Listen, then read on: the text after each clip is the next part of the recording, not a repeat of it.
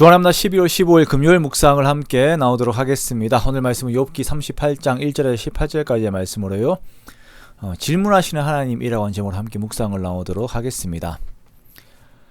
오늘 본문에서는 욥과 친구들의 모든 변론들 속에서 드디어 하나님께서 등장하시는 내용을 말씀을 하고 있습니다. 우리는 욥에게 일어난 모든 일들의 시작점을 알고 있습니다. 그렇죠. 그러나 욥과 그 친구들은 그것을 모르고 있죠. 그렇게 가리워진 시각들 속에서 각자가 이 모든 일들에 대해 추측을 하고 있는 것을 우리가 보았습니다. 마지막으로 엘리후의 경우에는 마치 자신이 하나님이 되는 것처럼 이 모든 일들에 대해서 판단하는 것을 우리가 또한 보았습니다. 모두가 자신이 하나님의 자리에 서 있는 것처럼 생각을 하면서 하나님의 일들을 판단을 하였어요. 그러나 그러한 행위들은 고난 중에 있는 욥을 더욱 힘들게 하는 결과만 낳을 뿐이었지요. 자, 그리고 이제 이 모든 일들의 시작이시고 주관자가 되시는 하나님께서 등장을 하십니다. 모두가 지혜에 대한 이야기를 하고 있는 이 상황에서 하나님께서는 참된 지혜가 되신 하나님께로의 초청을 하시는데요.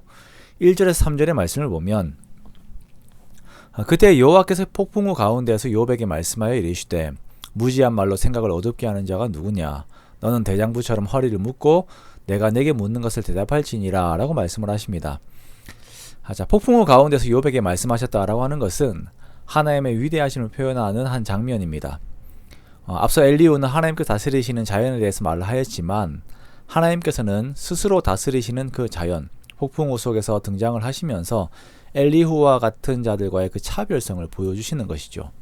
그리고 엘리후를 나무라십니다.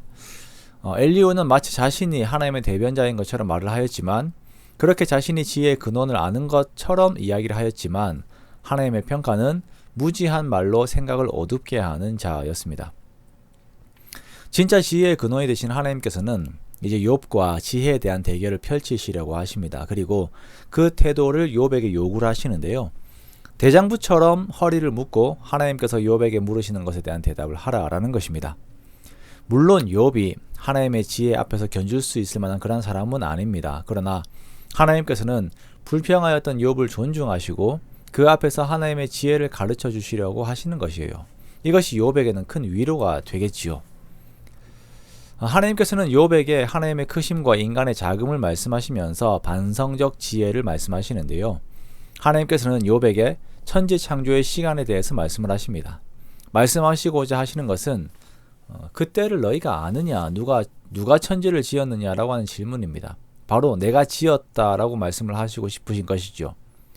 천지를 지으시고 천지를 운행하시는 당사자는 바로 하나님이십니다. 그런데 엘리후도 그렇고 소발도 그렇고 그 운행 법칙에 대해서 마치 자신들이 다 아는 것처럼 입을 대요. 그리고 욥의 경우는 고통이 너무나도 힘이 들어서 자신이 태어나지 않았더라면 이라고 또한 하나님의 주권적인 그 운행 법칙에 대한 반기를 들었던 것을 우리가 보았습니다. 자, 모두가 하나님의 주권적 활동에 침해하는 행위를 하였던 것입니다. 하나님께서 만드신 세상조차도 사람은 그것의 운행 원리를 파악하기가 불가능합니다. 땅의 기초가 놓이고 바다가 그 모태에서 나올 때에 바다의 한계가 정해질 때에 대해서 인간은 모릅니다. 그러나 하나님은 직접 그 모든 것들을 정하시고 만드셨다라고 말씀을 하세요. 또 하나님께서는 죽음에 대해서도 다스리시는 분이심을 말씀하십니다. 바다의 깊은 샘과 깊은 물 밑의 세계들과 사망의 문과 사망의 그늘진 문까지 하나님께서 관할하십니다. 그러면서 욥에게 물으세요. 내가 이러한 것들을 보았느냐? 욥은 경험한 바가 없습니다. 그러면서 욥은 차라리 내가 죽었었더라면 이라고 죽음에 대한 이야기를 한 거예요.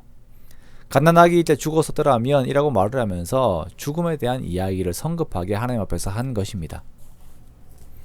하나님께서 이러한 창조 세계에 대해서 말씀하시는 이유는 우리가 경험하는 세계, 이유를 알 수 없는 고난이라고 하는 변수들과 같은 내용들 속에서 그것만 가지고 우리의 무지한 말로 하나님을 평하지 못하게 또한 사람들로 하여금 어둡게 하지 못하게 하려는 목적이 있습니다. 하나님 앞에서 우리가 가지고 있어야 되는 태도는 나는 모르겠다라는 것이며 하나님께서는 다 아시기 때문에 하나님께 맡기고 하나님으로부터 듣는 태도를 가져야 함을 그리고 함부로 내가 결론을 내리는 것을 금해야 함을 우리에게 말씀하십니다. 우리는 욥의 친구들처럼 엘리후처럼 내가 성급하게 결론을 내리는 것을 좋아합니다. 그렇게 하고 싶어 합니다. 그러나 우리는 여기에서 겸손을 생각해야 합니다. 그리고 하나님께서 결론을 내리시도록 하나님께 귀를 기울여야 합니다. 우리가 하나님 앞에 허리를 묶고 하나님과 변론을 할 때에 할 수 있는 대답은 무엇일까요? 하나님은 너무나도 크십니다. 답은 하나님께만 있습니다. 라고 말할 수밖에 없을 것입니다. 우리가 그렇게 하나님을 마주하여 겸손으로 나아가기를 원합니다. 그리고 하나님께서 또한 우리들에게 이러한 내용을 통하여 하나님 자신을 알게 하시기를 원하신다라는 것을 알고 더욱 하나님을 기대하는 우리가 되기 원합니다. 그렇게 하나님께서 나눠주시는 지혜 안에서 우리에게 길이 있음을 알고 하나님을 더욱 기대하고 의지하는 저와 여러분의 복된 삶이 되시기를 주님의 이름으로 축원합니다.